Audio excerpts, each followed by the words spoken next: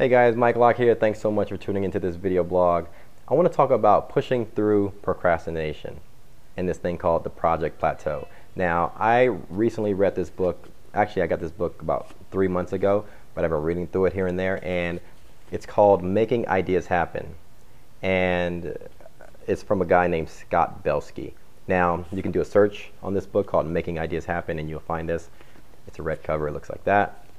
Now, in the book, I'll be honest, I didn't complete the entire book, but I got to a certain point in the book where it really hit a light bulb in my head. Now, in the book, he talks about how people always procrastinate and never really accomplish a certain goal or a certain project or business venture because when they get to this point in the project, they always think of a new idea and they never continue to complete the first one.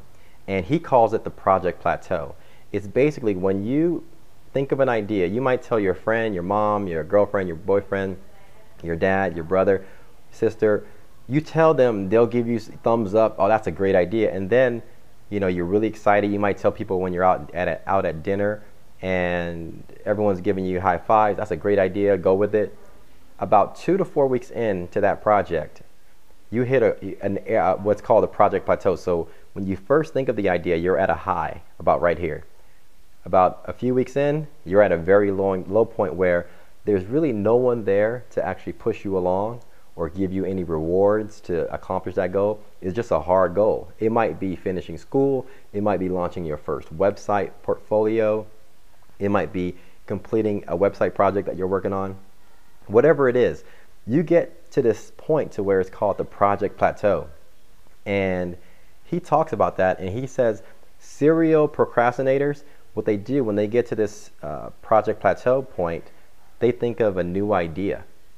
They don't do it consciously, they just do it subconsciously, because what happens is you're at a point to where it's not really fun anymore, and then you go, you know what, somebody comes up with an idea, or you might meet a new friend from way back when, and then they tell you about a new idea, and you say, you know what, I like that idea, let's just, let's work on that. And what it is, you give yourself an excuse for not completing the previous one. And so you don't really think about the fact that you're not following through on that idea. You think of the fact that, you know what, I can't do that because I'm working on this one now. And that's just an excuse, a subconscious excuse that people give themselves, and they never really push through to follow on one particular idea.